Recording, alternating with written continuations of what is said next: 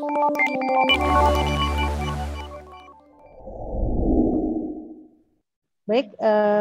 kita lanjutkan lagi ya untuk paparan yang kelompok terakhir, kelompok keempat, yaitu dari Quick Win Kesehatan.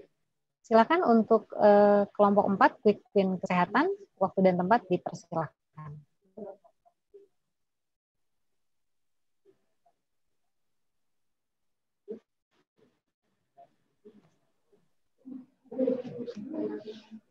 Terima kasih moderator. Assalamualaikum warahmatullahi wabarakatuh. Yang saya hormati Waalaikumsalam warahmatullahi wabarakatuh. Pak Malik dan Pak Marsudi serta rekan-rekan sesama SKPD dari 4 kelompok lain. Perkenalkan, saya Kepala Dinas Kesehatan Provinsi DKI Jakarta mewakili dari kelompok kesehatan menyampaikan hasil diskusi dengan tim paparan dari kelompok 4 terkait dengan capacity building transformasi digital dari kelompok kesehatan. Saya minta tim untuk menyampaikan slide-nya. Perlu kami laporkan bahwa tim dari bidang kesehatan terdiri dari 12 anggota, mulai dari Wali Kota Jakarta Timur, BKD, Biro Pemerintahan, Biro Hukum, ORB, Biro Kepala Daerah Seda, Biro Kerjasama Daerah, Biro Umum dan Administrasi, Biro Kesos, Dinkes sendiri, Dinas Sosial, dan Dinas PPAPP.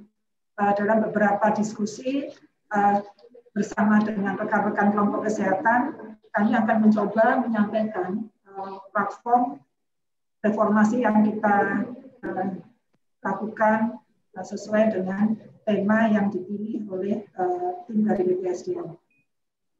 Silakan untuk slide-nya.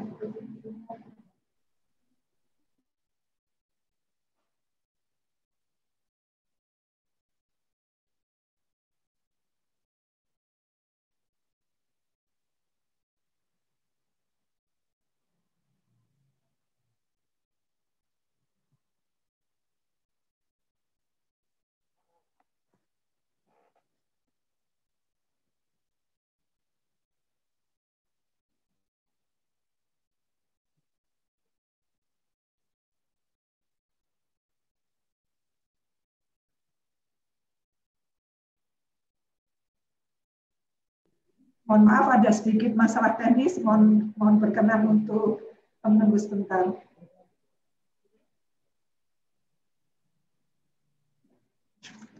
Lanjut slide ketiga aja langsung, tadi beberapa sudah saya sampaikan untuk transformasi ini. Tadi anggotanya sudah, kita langsung masuk ke outline. Ya. Dalam outline kami, nanti kami sampaikan tentang latar belakang, roadmap, ekosistem, budaya kerja, quick win, proses bisnis, kesimpulan saran, dan ada beberapa foto sedikit terkait dengan kegiatan kami. Ya, next. Latar belakang, lanjut. Kami mencoba melihat mulai dari bagaimana Bapak Gubernur terpilih menuangkan visi misinya dan kemudian masuk dalam RPJMD. Di mana di dalam Dinas Kesehatan sendiri ada 2 indikator kinerja utama yang harus selesai, yaitu angka harapan hidup dan indeks kepuasan masyarakat, di mana indeks kepuasan masyarakat dan angka harapan hidup ini tidak lepas dari perilaku kita terkait dengan era transformasi digital ini dan bagaimana memberikan kemudahan akses bagi masyarakat. Semua kegiatan ini tertuang dalam indikator kinerja utama dan KPI semua eselon yang ada di jajaran Dinas Kesehatan, dan coba kami lakukan cross cutting-nya bagaimana keterkaitan antara SKPD di Dinas Kesehatan di jajaran Pemprov DKI Jakarta. Ya, next slide. Next slide.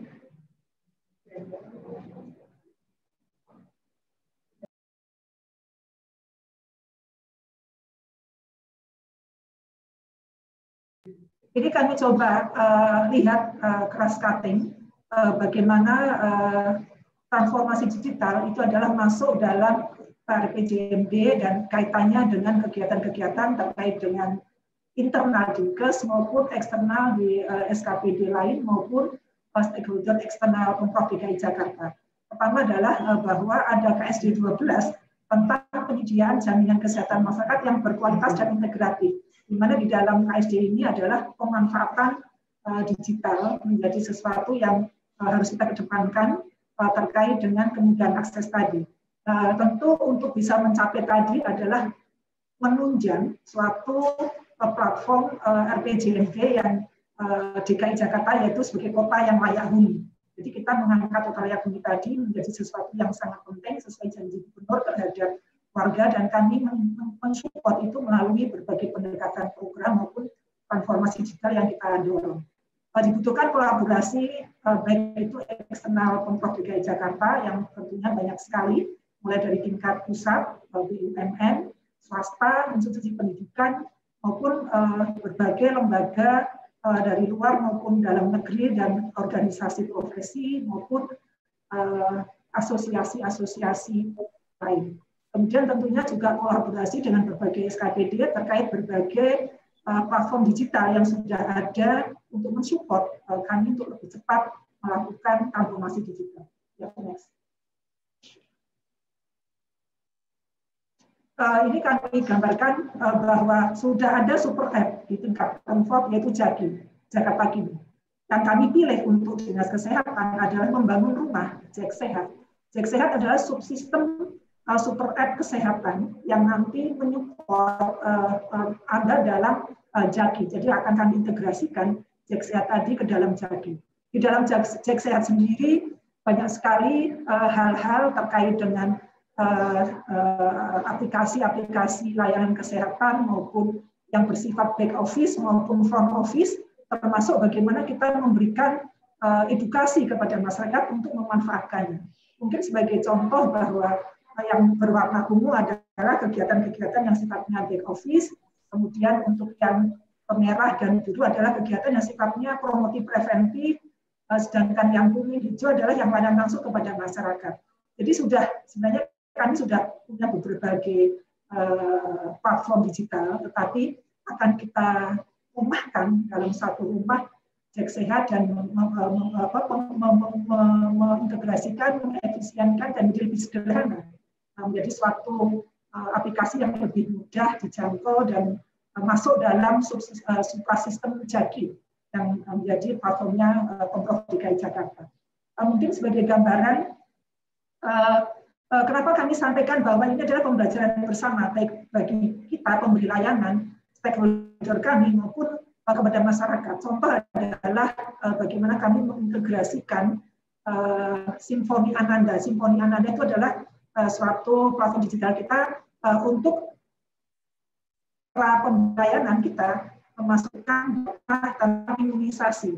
Sedangkan bagi masyarakat sendiri, bagaimana masyarakat itu mengakses layanan imunisasi tadi dan mendapatkan langsung bisa print sertifikat imunisasi. Kita tahu bahwa sertifikat imunisasi adalah salah satu faktor administrasi yang dibutuhkan pada saat seorang anak harus mulai masuk sekolah dasar. Jadi ini adalah suatu kolaborasi bersama, pemanfaatan bersama, belajar bersama antara masyarakat, antara stakeholder kami eksternal, internal, maupun kita pemberi layanan. Dan berbagai hal lainnya. Jadi kami ingin memperlihatkan kepada masyarakat bahwa proses bisnisnya kesehatan itu tidak hanya sebatas kuratif saja di rumah sakit atau di puskes, tapi ada banyak hal lain yang bersifat promotif preventif, maupun bagaimana kita berkolaborasi dengan UMKM, perhotelan terkait dengan perizinan rumah makan, perizinan layanan higien sanitasi, kemudian juga bagaimana kita memberikan peluang-peluang akses yang lain. Ya, next. Jadi kami merasa bahwa di era pandemi ini adalah salah satu trigger untuk akselerasi kesehatan harus lebih cepat lagi yang sudah sebenarnya ada. Kita percepat menjadi sesuatu integrasi teknologi yang lebih mudah dan lebih mudah aksesnya dan terintegrasi dengan berbagai sistem yang sudah ada maupun bagaimana kita saling memanfaatkan dengan data yang ada. Ya, next. Ya, kami sudah hasil diskusi kita dengan kelompok kesehatan. Jadi tadi pemicunya adalah era pandemi.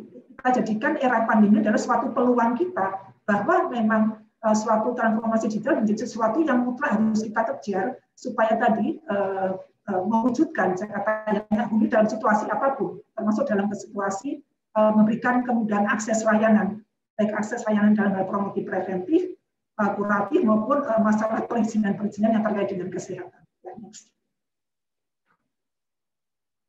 Jadi masalah utamanya adalah belum terintegrasinya sistem informasi untuk memudahkan masyarakat mengakses kesehatan yang bermutu dan akuntabel. Bermutu dalam arti terukur sesuai SOP, kemudian kecepatan, keakurasi data, dan akuntabel yang sangat transparan dan memenuhi pajak tanpa pengecualian dan menuju untuk bebas korupsi.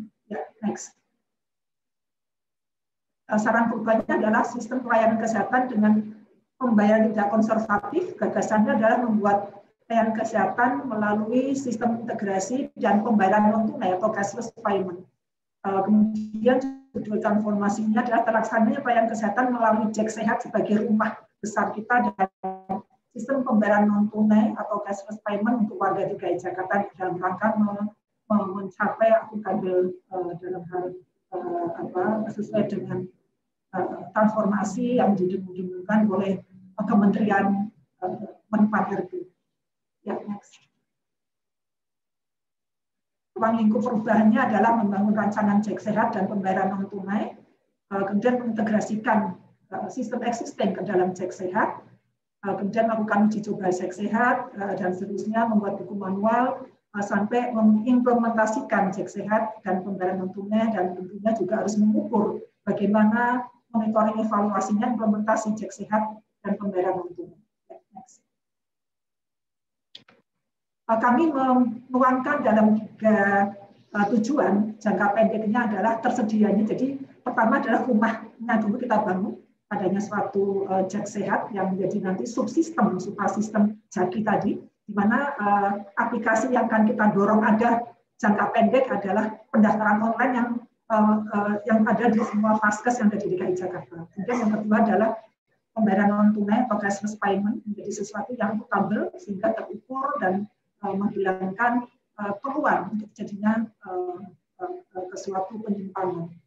Jangka menengahnya adalah mengintegrasikan Jack Sehat dalam super app Jaki, mengembangkan fitur-fitur Jack Sehat di luar yang sudah ada. Tentu mengidentifikasi, bukan membuat baru semua, tetapi bagaimana identifikasi peluang-peluang yang sudah ada sebelumnya.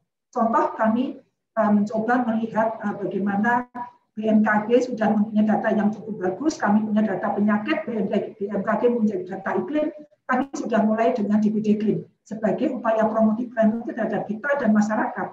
Bagaimana integrasi data tadi tunjukkan saling pemanfaatan data sehingga kita manfaatkan untuk memberikan peringatan kepada Jakarta kapan saatnya kita waspada terhadap demam berdarah. Kemudian juga selain dengan BMKG, tingkat pusat, yaitu Kementerian Kesehatan maupun kementerian-kementerian yang lain, juga bagaimana kita mengintegrasikan dengan SKPD lain. Kami dengan Bapenda mencoba mengintegrasikan data kita, pembayar pajak dengan penerima PNIK. Apakah benar bahwa penerima bukan pembayar pajak yang nilainya tinggi? Jadi ini sesuatu yang bisa saling dimanfaatkan, saling memanfaatkan, dan pembelajaran bagi masyarakat untuk lebih arif menentukan suatu pilihan-pilihan. Jangka panjangnya adalah perbaikan pengembangan yang terus-menerus, pemanfaatan berkesinambungan, dan pengembangan lebih banyak lagi fitur-fitur dalam Jack Sehat. Yang paling kita inginkan adalah suatu rekam medik elektronik. Ini tantangan tersendiri karena sampai dengan sekarang belum ada regulasi yang kuat bahwa hak pribadi pasien itu bisa dibuka secara publis kecuali penyakit menular atau potensial kritis. Sedangkan untuk penyakit lain belum ada satupun regulasi yang membuat kita bisa saling bertukar info secara transparan. Jadi ini yang menjadi peluang kita untuk kita carikan nanti regulasi. Ya, next. Roadmap kami.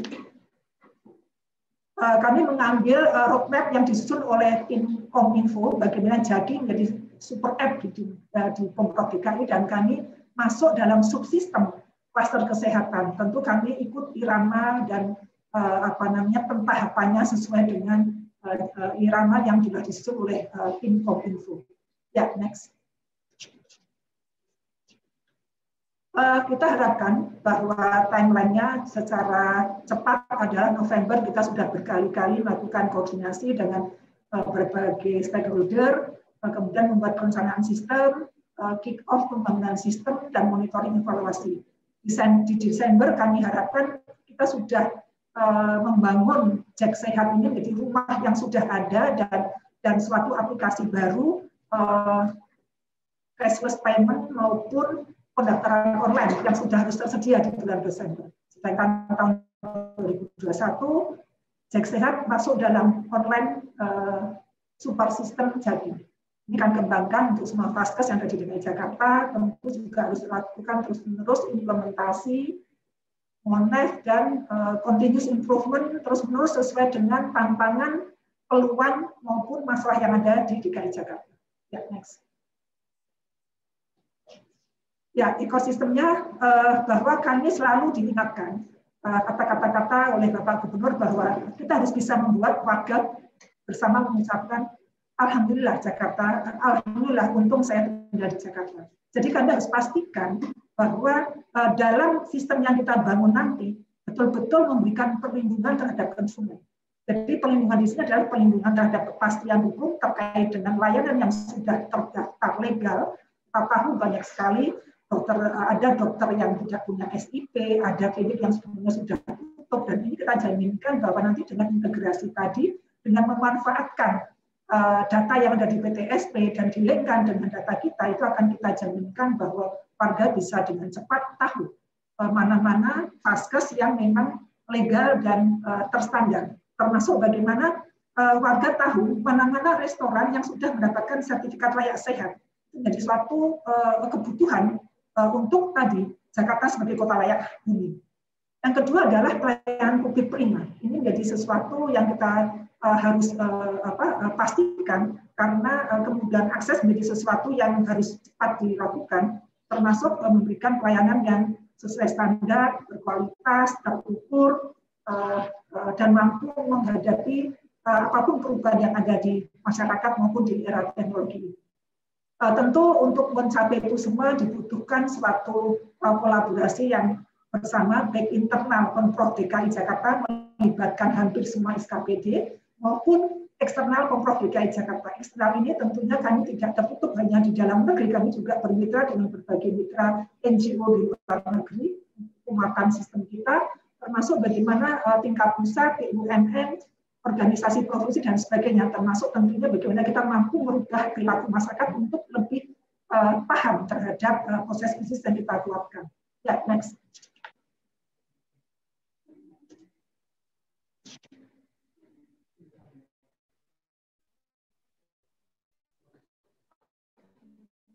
Ya,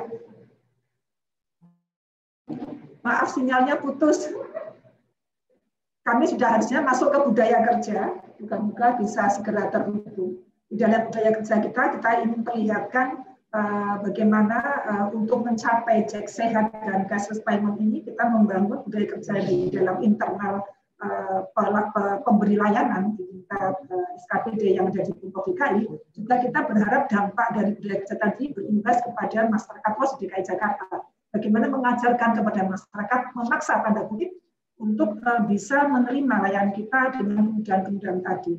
Kami sudah sesuai dengan Hari Kesehatan Nasional kemarin, sengaja kami tuangkan bahwa transformasi digital dan reformasi, kebetulan kami juga sedang melakukan reformasi layanan kesehatan. Kami lakukan semacam penekanan kepada teman-teman, dan kita lakukan soft launching bersama Bapak Gubernur, di mana para SKPD, para UKPD kami, baik itu perwakilan dari UPT, perwakilan dari dinas, perwakilan dari puskesmas, perwakilan dari rumah sakit, menandatangani komitmen untuk mensukseskan dan mendukung support penuh terhadap konsep Jack Sehat dan cashless payment tadi melalui berbagai budaya, melalui budaya kerja untuk internal maupun eksternal stakeholder yang kita harapkan terjadi. Ya, next. Ya, lanjut quick-win-nya. Sebenarnya tadi sudah saya sampaikan. Kita ada target, tadi ada jangka pendek, jangka menengah, dan jangka panjang. quick win jangka pendeknya betul-betul adalah kami harapkan di Desember kita sudah bisa launching Cek Sehat sebagai rumah yang sudah kita bikin, di mana di dalamnya ada pendaftaran online untuk semua rumah sakit dan khususnya di DKI Jakarta, termasuk cashless payment tadi. Tentunya ini membutuhkan suatu prakondisi karena tidak hanya kesiapan terhadap pemberi jasa, tapi bagaimana masyarakat juga sudah harus belajar tentang pemanfaatan tadi menjadi sesuatu yang lebih mudah dalam rangka memudahkan layanan akses kepada masyarakat. Ya, next.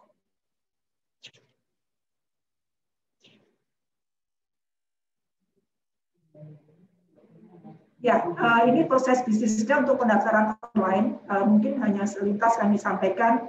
Nanti ada pembelajaran bagi masyarakat adalah ada anjungan daftar mandiri kioski yang ada di layanan kita sehingga cukup mengakses ini atau online melalui rumah masing-masing, melalui smartphone yang dipunyai sehingga nanti untuk pasien lama maupun pasien baru tentunya akan lebih mudah baik untuk peserta BPJS maupun non BPJS, baik yang berbayar maupun yang tidak berbayar. Jadi untuk pendaftaran online ini kita akan bisa lakukan Desember. Tentu pada saat membangun ini kita tidak sendirian. Adalah pada saat membangun ini kita berkolaborasi dengan startup kesehatan yang sudah ada. Penguatan-penguatan yang kita lakukan adalah sesuai dengan sakit atau suatu untuk mencapai tujuan sesuai dengan reformasi birokrasi Menpan RB, bahwa tidak harus selalu mengandalkan APBD, tapi bagaimana kita bisa mencapai tujuan sebagai kota yang layak huni tadi dengan memanfaatkan berbagai sumber, apakah itu swasta, kemudian dana APBN, dana APBD maupun kolaborasi dengan berbagai pihak lainnya. Ya, next.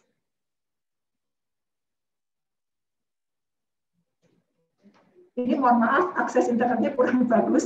Yang berikutnya adalah proses bisnis untuk cashless payment. Ini juga kita untuk menunjang tadi reformasi birokrasi bahwa cashless payment untuk menunjukkan akuntabilitas suatu layanan kita belajar dari pengalaman dan masukan dari CRM yang masuk bahwa kemudahan dalam memberikan pembayaran dan transparansi dana yang masuk dan tidak menghindari suatu korupsi yang terjadi di kita lakukan cashless payment sehingga lebih terukur, rencana dan lebih baik lagi dan tentunya bekerjasama dengan BUMD kita maupun bank lainnya. Ya, next. Kesimpulan saran. Kita berharap ada suatu perubahan besar dalam tata kelola kehidupan, yaitu melalui proses strategi penggunaan teknologi digital yang dengan cara mengubah cara bisnis operasi maupun memberikan layanan terhadap pelanggan secara gratis melalui integrasi sistem berbasis teknologi, yaitu Cek Sehat dan cashless payment yang menciptakan perilaku baru baik bagi co-creator, pemerintah DKI Jakarta sendiri maupun para kolaborator, masyarakat, institusi pemerintah, vertikal, akademisi maupun organisasi-organisasi profesi yang lainnya. Sehingga tercipta budaya bersama yang berbasis digital. Jangka pendeknya adalah tadi yang kita harapkan di tahun akhir 2020 di bulan Desember kita sudah membangun fondasi rumah tumbuhnya dalam Cek Sehat sebagai subsistem super app Jaki yang ada di Pemprov DKI Jakarta. Ya, next.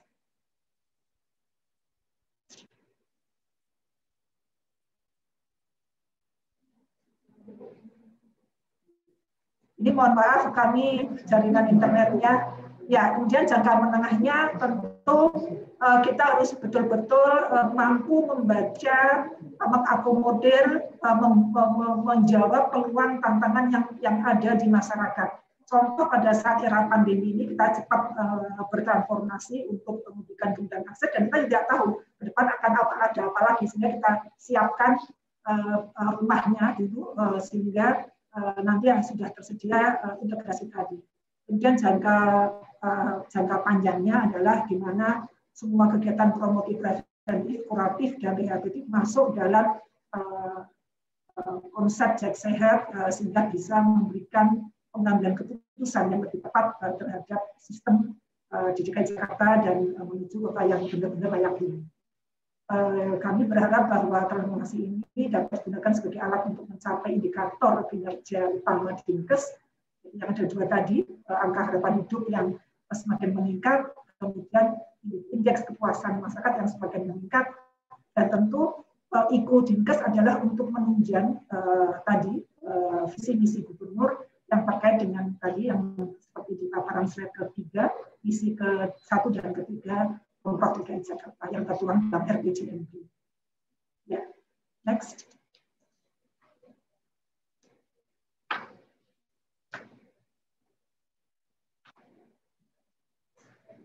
Masuk ke saran, tentu dibutuhkan komitmen yang tinggi baik co-creator maupun kolaborator, dan dibutuhkan suatu regulasi yang kuat karena ada beberapa hal yang memang belum ada cangkulan regulasinya. Yang benar-benar belum ada adalah suatu rekam medis yang saling bisa terintegrasi antar layanan. Ini yang memang sedang kita perjuangkan. Kemudian juga perubahan perilaku yang terus-menerus baik internal Pemprov maupun masyarakat, sehingga nanti kita harapkan betul-betul Jakarta menjadi kota yang maju dan bahagia warganya. Ya, next. Ya, ini sekedar foto yang kami perlihatkan sebelum terjadi pendaftaran online maupun setelah pendaftaran online, sehingga yang tadinya antrian berjubel waktu tunggu yang lama-lama akan menjadi semakin kecil sampai dengan nantinya jangka panjangnya adalah integrasi rekam medis, dan jangka menengah pendeknya ada suatu pilihan-pilihan terhadap penghantaran obat, adanya e-resep yang sudah semakin lebih bagus lagi, sehingga pasien lebih cepat untuk mendapatkan layanan di vaskes kita, maupun masyarakat lebih cepat lagi mengetahui apakah suatu pengurusan perizinan maupun yang terkait dengan restoran, kemudian sertifikat imunisasi, layanan-layanan lain itu bisa dengan cepat diketahui melalui konsep Jackson.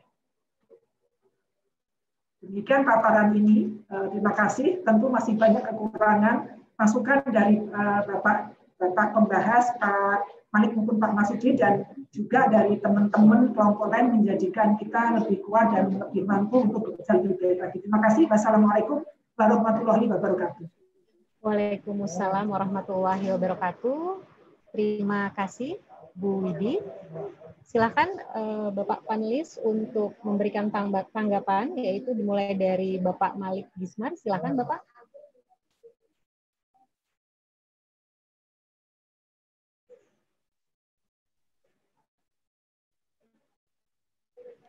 Terima kasih Bu Moderator, Mbak Dika.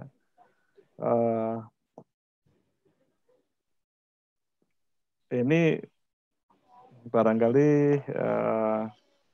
yang terakhir yang juga sudah lumayan komprehensif juga dalam banyak hal. Platformnya tadi dijelaskan dengan lumayan detail. Cuma memang memilih untuk ini yang kecil ya, memang masih kecil ya Ibu ya. Saya tidak tahu, memang itu barangkali pilihan entry point untuk hari ini, barangkali untuk jangka pendek yang kemudian akan dibangun ke depannya, itu masuk akal ya, masuk akal karena yang penting langkah pertamanya dulu begitu barangkali ya pertimbangannya. Terus ada beberapa hal yang menurut saya menarik mengenai ini barangkali juga sudah masuk ke apa namanya, ke inovasi yang lumayan ini akan juga mentransformasikan ya, bukan cuma layanan tapi juga masyarakat Jakarta, seperti misalnya yang tadi soal restoran tadi itu ya, yang sudah dapat sertifikat dalam tanda kutip mungkin bersih gitu ya, itu akan mentransformasikan orang makan di DKI itu barangkali nanti ya, akan pilih dulu restoran mana yang ini, dan itu akan mempush, akan menggerakkan ya suatu perubahan sosial yang lumayan besar kalau itu bisa dilakukan dengan baik. Demikian juga dengan rekam jejak tadi itu. Itu menarik menurut saya kalau memang bisa dilakukan dengan apa ya, dengan sebetulnya kalau secara teknis teknologi gitu mungkin nggak masalah, sebetulnya pasti bisa dilakukan ya. Tapi kalau bisa dilakukan dengan konsisten, ini juga akan mengubah barangkali ya, akan mengubah mempush gitu transformasi bukan sekedar sekali lagi bukan sekedar layanan ya, layanan kesehatannya, tapi juga perilaku masyarakatnya dan juga perilaku pelayan kesehatannya, dokter misalnya segala macam, menjadi dengan sangat mudah mendapatkan rekam jejak sehingga dapat memberikan diagnosa lebih baik dan seterusnya ya. Ini akan mempush lah kira-kira ke arah transformasi bukan sekedar digital, tapi juga transformasi masyarakatnya. Karena sebetulnya kan kita ini melakukan transformasi digital sebetulnya untuk mentransformasi masyarakat ya, membuat terobosan-terobosan yang akan membuat hidup di Jakarta secara kualitatif lebih baik kan gitu. Nah, itu jadi catatan kecil yang apresiasi gitu ya, yang baik yang akan mengubah Jakarta. Nah, satu di dalam itu semua ini, Bu Widya Sudi tadi, saya masih lihat ini yang sama sebetulnya, walaupun sudah kemungkinan interaksi itu sudah lebih kelihatan begitu ya. Tapi saya masih melihat kecenderungan yang sama bahwa masyarakat itu masih digambarkan sebagai penerima layanan ya, masih belum sepenuhnya di-embrace gitu di dalam sistem, belum dimasukkan sebenarnya secara integratif dalam sistem. Sekali lagi ya, dan ini catatan untuk semua memang ya. Sekali lagi menurut saya kita kehilangan kalau kita tidak memasukkan mereka dalam sistem, sebetulnya kita kehilangan resources mereka yang sangat besar. Resources untuk memberitahu kita sebetulnya, ya, untuk memberikan bahkan ide-ide inovasi, ide-ide ya inovatif yang mungkin tak terpikirkan oleh Pemda. Dan juga selain cuma sebagai komplain monitoring saja, tapi juga menjadikan masyarakat sebagai bagian, itu membuat mereka menjadi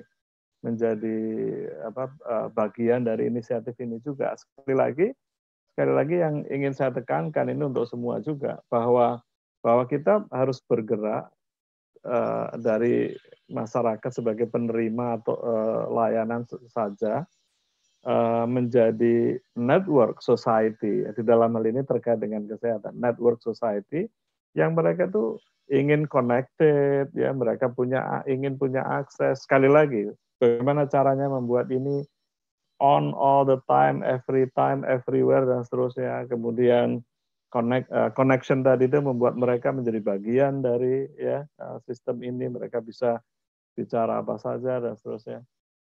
Dan saya bicara mengenai influencer ya, masyarakat ini kan banyak nih yang pinter-pinter juga gitu ya, dan mereka biasanya influence, kalau mereka masuk di dalam sistem, maka influence mereka itu menurut saya menjadi lebih positif daripada kalau mereka di luar mereka menjadi antagonis dan sebagainya. Kalau dia di bagian dari sistem, di akomodasi ya, diintegrasikan dalam sistem, maka para influencer tadi itu juga menjadi positive force di dalam menggerakkan sistem ini. Nanti yang lebih teknis, yang teknikal tadi sebetulnya ini sekilas saja, banyak hal yang dilakukan tadi ya sebetulnya masih otomasi, integrasi, dan kemudian to some degree barangkali artificial intelligence. Misalnya nanti kalau sudah menggunakan rekam jejak medis yang luar biasa besar nanti itu, kemudian bisa melihat tren ya, pola dan sebagainya dari penyakit masyarakat Jakarta, kecenderungan perilaku sehat dan seterusnya, itu udah AI. Tapi menurut saya mungkin, ini saya nggak tahu, ini saya mau mencoba mempush lagi, dan ini barangkali Pak Marsudi yang akan lebih bisa bicara. Mungkin nggak ya, mungkin tidak ada inovasi-inovasi yang lebih besar lagi dari itu ya, lebih dari sekedar kalau Pak Marsudi tadi kan otomasi, artificial intelligence yang di ujung inovasi. Kalau menurut Pak Marsudi barangkali ini belum sampai inovasi, saya nggak tahu. Tapi saya ingin mencoba ya, men-challenge begitu, apakah mungkin ya lebih dari ini. Terima kasih, itu saja Mbak Tika ya. Baik, terima kasih Pak Malik. Selanjutnya tanggapan dari panelis yang kedua, yaitu Pak Marsudi. Silakan Bapak. Ya, Mbak Tika, terima kasih paparan dari Bu Dr. Widya Stuti. Sangat komprehensif, saking komprehensifnya malah saya bikin saya jadi bingung gitu ya. Yang dibicarakan itu masalah kesehatan atau kesakitan, apa ya bahasa Indonesia ya, medical ya. Jadi campur aduk di situ antara masalah kesehatan dengan masalah medis. Jadi soal antrian rumah sakit itu malah saya kaget itu kalau Jakarta baru-baru mau punya. Seluruh rumah sakit swasta di Jakarta sudah seperti itu, sudah online seperti itu. Bukan hanya itu, di kampung saya aja di Madiun, rumah sakit Kabupaten Madiun itu sudah online seperti itu. Nah kalau Jakarta baru mau dibikin malah agak kaget saya. Agak aneh gitu ya. Pembayaran cashless itu di seluruh Indonesia, hampir semua rumah sakit juga sudah seperti itu. Nah ini di kita baru mau mulai agak aneh. Tapi apakah kenyataannya begitu? Saya tidak tahu ya. Sebetulnya saya tadinya tuh berharap ya, tim ini, kelompok ini lebih fokus kepada transformasi kesehatan. Bukan transformasi medical. Urusan antrian rumah sakit, daftar, BPJS itu kan urusan rumah sakit. Dan hampir semua rumah sakit sudah punya sistem seperti itu. Tapi mungkin lebih fokus mestinya bagaimana seperti disampaikan oleh Pak Malik tadi, dengan kita punya data yang begitu besar dari rumah sakit, itu pemerintah DKI itu bisa melihat misalnya tren dari penyakit menular. Kapan ada di mana dan sebagainya, sehingga bisa dilakukan upaya-upaya kesehatan. Apalagi ini Bu Dr. Widya Stuti ini kan masternya kesehatan masyarakat ya. Saya tadinya itu berharap lebih fokus kepada kesehatan masyarakat. Tadi sertifikasi, tadinya saya menarik itu, sertifikasi misalnya rumah makan yang sudah disertifikasi sehat, sehingga inovasinya misalnya kalau saya pakai HP di situ, begitu masuk rumah makan tersebut, HP saya langsung bunyi tung, jangan masuk ke sini, ini belum sertifikat kesehatan, mestinya seperti itu gitu loh. Itu namanya inovasi. Bukan urusan antrian BPJS dan sebagainya itu, aduh itu jadul banget lah gitu ya. Kabupaten kota yang kecil aja sudah melakukan itu, masa kita baru mau melakukan. Nah, yang kedua adalah jadi masalah inovasi di sini mungkin perlu dipertajam, inovasinya itu betul-betul yang inovasi lah, membuat Jakarta sehat. Banyaklah faktornya, saya kira Bu Dokter sebagai Kadis Kesehatan tahu persis misalnya terjadi penjangkitan penyakit demam berdarah misalnya di satu area tertentu, satu kecamatan atau satu kelurahan. Maka seperti halnya COVID ini sekarang, kalau saya masuk ke sana, mau nginep di sana, mungkin ada warning di situ. Desa ini atau kelurahan ini ada pandemi penyakit demam berdarah. Sehingga saya bisa putuskan, loh kalau gitu saya pergi keluar dari situ. Seperti yang dilakukan oleh Satgas COVID sekarang. Tapi kan COVID ini kan baru untuk COVID aja yang membuat daerah itu merah, hijau, dan sebagainya. Dan kemudian dengan aplikasi Peduli Lindungi, yang kebetulan yang saya yang buat itu di Telkom, kami yang buat, itu bisa kita gunakan untuk men-track apakah daerah tersebut, kalau saya masuk ke situ, HP saya kan bunyi, jangan masuk ke sini karena daerah ini merah. Atau kalau ada dalam jarak 10 meter dari seorang yang positif, HP saya juga memberi warning lagi melalui jalur Bluetooth, misalnya jangan dekat-dekat ke sini, di kerumunan ini ada orang-orang yang positif misalnya. Nah, itulah kesehatan gitu loh. Inovasi-inovasi yang sudah menggunakan teknologi-teknologi inovatif seperti AI untuk menganalisa data, big data analitik untuk membuat peta penyebaran penyakit misalnya, penyakit menular. Dan kita jangan fokus masalah COVID saja. COVID itu mungkin nanti begitu sudah ada vaksin, ya akan jadi flu biasa saja gitu ya. Bukan suatu yang aneh lagi. Tapi kita harus ingat, penyakit demam berdarah, penyakit malaria, itu angka mortality-nya jauh lebih besar dibandingkan COVID. Mungkin kita harus fokus ke sana kalau bicara kesehatan. Nah, ini komentar saya yang pertama. Jadi inovasinya nggak nampak karena tercampur antara medis dengan health. Kalau bahasa Inggrisnya kan enak itu, ada health, ada medis. Layanan obat dan sebagainya itu kan urusan medis, bukan urusan health. Dan itu sudah banyak yang melakukan. Layanan obat sudah banyak, mau pakai Halodoc dan sebagainya. Ngapain kita bikin itu? Tadi sampaikan Pak Malik, ilmu pakai network tadi. Kita bernetwork saja dengan mereka. Jadi jangan reinvent the wheel karena pemerintah ini, saya ini pemerintah, saya harus bikin sendiri. Itu cara berpikir yang kuno gitu ya. Kalau masyarakat sudah ada, startup sudah melakukan, biar saja mereka lakukan itu. Rumah sakit, saya kebetulan belum pernah ke rumah sakit milik pemerintah ya di DKI ini. Misalnya rumah sakit, katakan rumah sakit Persahabatan itu milik pemerintah DKI apa bukan ya? Misalnya rumah sakit apalah misalnya gitu ya, itu sudah punya pendaftaran online, ya sudah biar aja mereka pakai itu. Kita nggak usah bikin lagi seperti itu, tapi fokus ke health-nya, ke kesehatan, bagaimana masyarakat itu hidup sehat, bagaimana masyarakat itu tidak sakit. Link ke puskesmas, bagaimana puskesmas itu kan sebetulnya bukan untuk pengobatan, harusnya tujuan utamanya kalau kita ingat zaman Pak Harto dulu dibuat kan untuk kesehatan.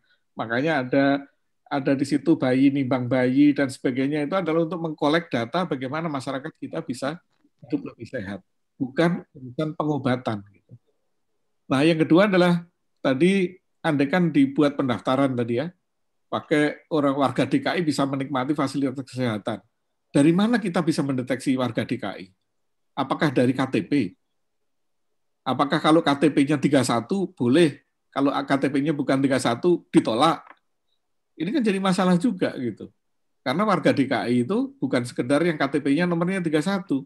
Tapi kalau bukan warga DKI, misalnya warga Bogor, dia datang ke Jakarta, bagaimana kita tahu dia warga Bogor? Nah, itulah diperlukan namanya AI, itu diperlukan di situ. Sehingga kita bisa memisahkan antara betul-betul kalau misalnya layanan kesehatannya untuk masyarakat DKI, ya betul-betul masyarakat DKI, bukan berdasarkan nomor KTP-nya saja, tapi betul-betul dengan adanya Big Data Analytics, kita bisa tahu misalnya, mungkin dia KTP-nya waktu bikin KTP dulu di Jawa Timur, tapi sekarang sudah tinggal di Jakarta, maka dia menjadi warga DKI kan gitu. Nah, ini yang kedua ya. Yang ketiga adalah garis bawahi sampaikan Pak Malik tadi. Transformasi cara berpikir digitalnya juga belum nampak di sini. Jadi masih business as usual, tapi pakai IT gitu.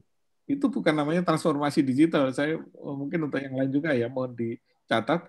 Transformasi digital itu bukan bisnis seperti biasa, kemudian dikomputerisasi. Itu namanya komputerisasi atau otomasi. Kalau kita bicara transformasi, mulai dari seluruh cara berpikir kita sudah berubah. Tadi Pak Malik sudah memberikan gambaran yang sangat luar biasa. Tadi ada network, ada customer, ada segala macam itu ya. Waktu sesi saya dulu kan saya sebutkan mengenai digital disciplines ya. Dan kalau di yang lama itu kan value discipline. Kalau kita masuk transformasi digital, kita digital discipline. Kita berpikir solusi, accelerated innovation, kita bicara bukan sekedar customer intimacy, tapi juga extended intimacy dengan seluruh stakeholder dan seterusnya. Nah, itu 3 hal dari saya, Mbak Tika. Terima kasih.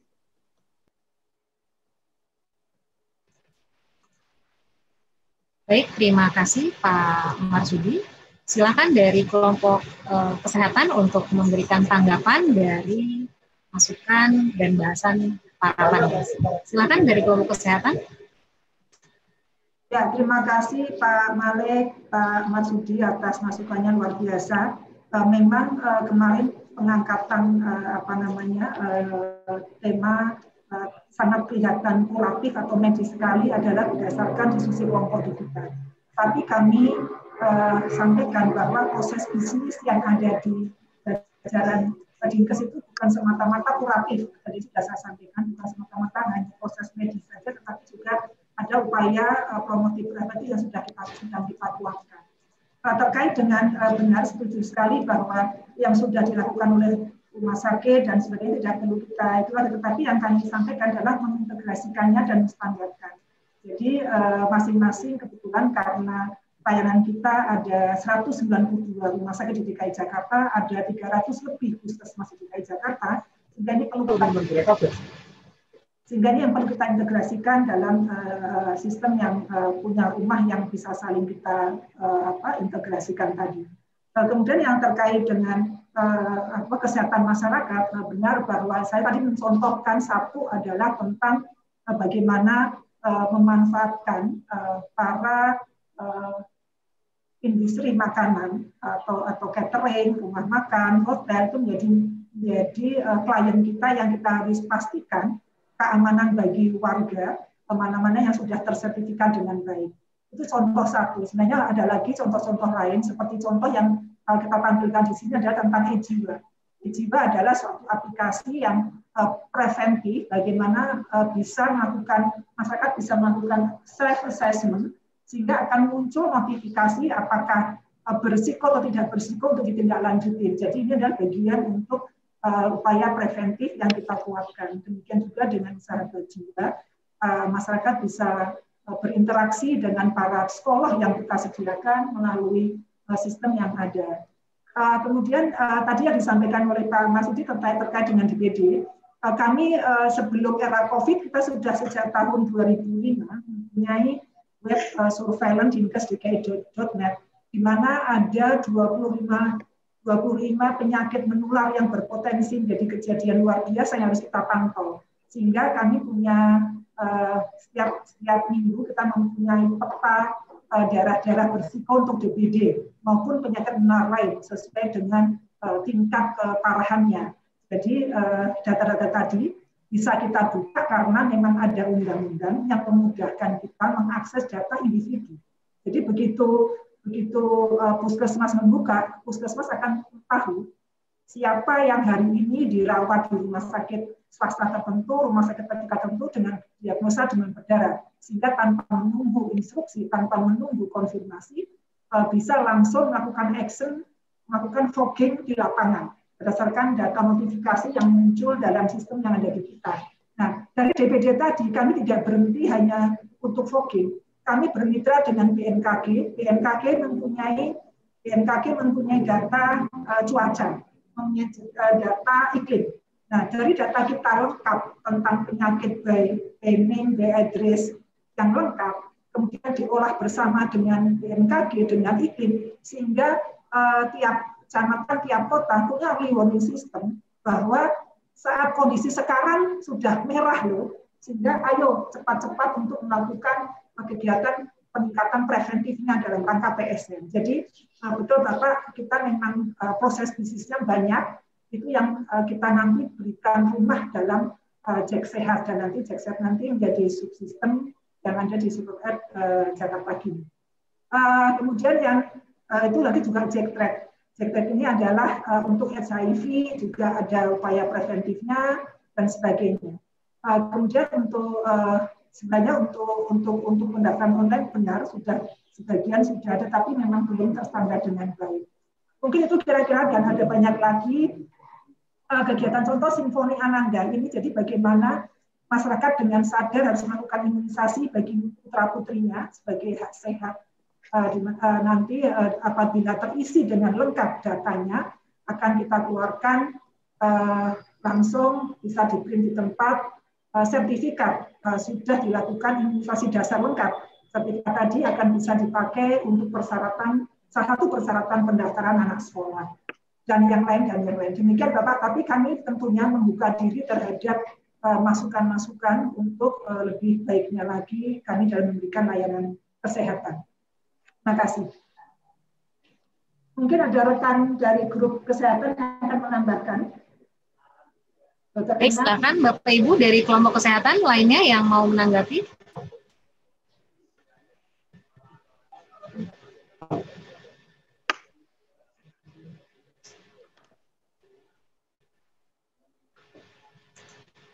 Kalau nggak ada, saya menanggapi sedikit, sampaikan Bu Dokter ya. Baik, jadi, silakan Pak Marsudi. Saya sudah melihat itu aspek kesehatan, tapi maksud saya kenapa kemudian di belakang makin lama makin muncul urusan pendaftaran online dan sebagainya, itu menurut saya itu nggak usah diurusin lah, gitu ya. Itu biar masing-masing rumah sakit itu sudah sendiri. Tapi Ibu fokus karena kan tadi contohnya Ibu cerita itu, tapi di belakang foto orang ngantri daftar dan sebagainya, itu nggak relevan untuk kasus kita ini. Itu sistem rumah sakit sudah menangani itu. Demikian juga obat, pembayaran pakai cashless itu sudah di tangan rumah sakit itu. Nggak usah inovasi Ibu mengarah ke sana, tapi fokuslah ke yang aspek kesehatan yang Ibu ceritakan tadi itu. Maksud saya itu di situ, Bu. Terima kasih. Baik, terima kasih Pak Marsudi. tadi Pak Isma sempat terputus ya untuk menanggapi dari Quick Win Pendidikan. Mungkin bisa dilanjut sebentar Bapak, waktunya sekitar 3 menit untuk menanggapi terkait dengan pendidikan. Silakan Pak Malik. Oke.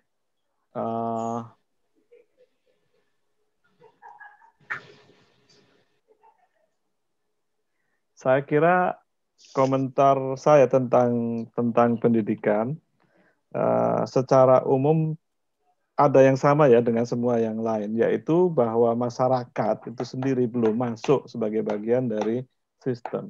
Dia bukan bagian integral dari sistem, dia bukan subsistem, ya, masih belum itu. Masih dilihat sebagai penerima layanan, ya, sekedar penerima layanan. Jadi ini modelnya masih analog nih, kalau seperti ini modelnya masih analog, belum digital ini, ya. Karena di dalam digital technology ini kemungkinan networking itu menjadi terbuka sangat luas. Nah, itu sayang kalau nggak dimanfaatkan. Ya, Dan inovasi-inovasi ini di awal tadi saya sebetulnya akan mengikuti Pak Marsudi ya sebetulnya, dan saya ingat Pak Marsudi menuntut inovasi di dalam layanan pendidikan ini. Nah, menurut saya salah satu yang bisa muncul bahkan barangkali banyak muncul di dalam layanan pendidikan ini adalah di dalam ketika sistem ini membuat masyarakat ya sebagai salah satu domain yang diperhatikan. Saya ingat tadi kalau saya tidak salah, ini catatan saya dari mana ya, pendidikan ini akan menyentuh 3 area besar, bahasanya tadi kan begitu ya, 3 area besar, yaitu SDM, layanan, dan sistem. Coba, SDM, layanan, sistem. Masyarakatnya nggak ada di situ, ya. Padahal masyarakat salah satu area sangat besar, ya, yang harus disentuh nih, harus dijadikan bagian dari sistem, nggak tahu nanti apa namanya ya di sini, sistem layanan pendidikan ini. Kalau betul kita mau, jadi mikirnya memang betul transformasi, ada perbedaan yang sangat besar secara kualitatif begitu dalam bagaimana TKI dalam hal ini ya, dalam tanda kutip bukan hanya mendidik warganya, tapi juga menciptakan ruang bagaimana warganya bisa terdidik secara optimal. Nah, ini masyarakat ini harus menjadi bagian dari subsistem digital transformation ini, harus dijadikan bagian yang dipertimbangkan. Karena saya tuh khawatir kalau masyarakat ini tidak dijadikan bagian dari subsistem, maka dia potensinya nggak akan diurai gitu loh, nggak kelihatan. Yang saya maksudkan di sini begini, pengembangan sistem ini harus memahami perilaku masyarakat terkait pendidikan dalam hal ini.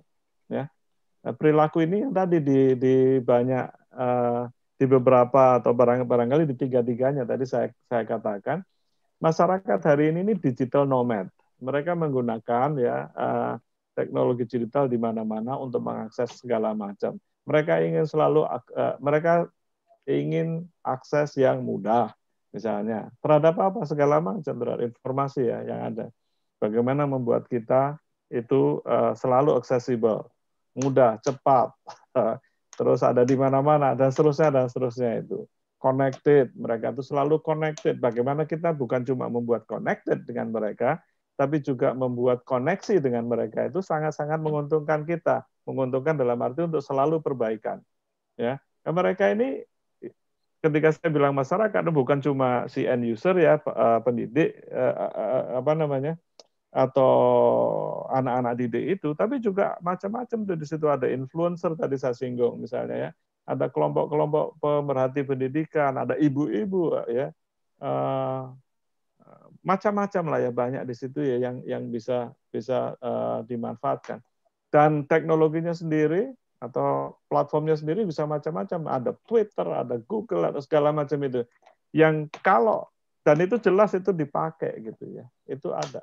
Tinggal kita bagaimana memanfaatkan itu, memasukkan itu ke dalam bagian dari sistem transformasi digital ini.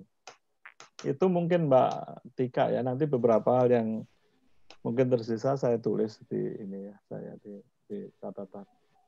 Baik, terima kasih Pak Malik. Bapak Ibu yang saya hormati, demikian paparan presentasi rencana aksi dan implementasi dari masing-masing quick win serta tanggapan dari para panelis setelah selesai kita laksanakan. Ya, saya yakin masih banyak sekali hal yang ingin kita diskusikan pada hari ini, ya, karena seru sekali pembahasannya. Dan mungkin nanti panelis akan menuliskan catatan-catatan di dalam laporan yang Bapak Ibu sudah sampaikan kepada kami, sehingga nanti akan mendapatkan pembahasan yang menyeluruh seperti itu. Baik Bapak Ibu, waktu juga ya yang memisahkan kita untuk hari ini. Selanjutnya nantinya panelis akan memberikan penilaian kepada 4 kelompok quick wins, ya. Sehingga kita akan break dulu Bapak Ibu selama 15 menit. Selama 15 menit, silakan Bapak Ibu isomat terlebih dahulu, dan kita akan ketemu lagi pada pukul 12.15, ya, 12.15. Jadi mohon Bapak Ibu tidak meninggalkan Zoom meeting, ya. Kita istirahat sejenak selama 15 menit, nanti kita akan lanjutkan untuk penutupan dan juga penilaian dari para panelis. Baik, demikian Bapak Ibu yang saya sampaikan. Terima kasih. Wassalamualaikum warahmatullahi wabarakatuh. Waalaikumsalam warahmatullahi wabarakatuh. Waalaikumsalam.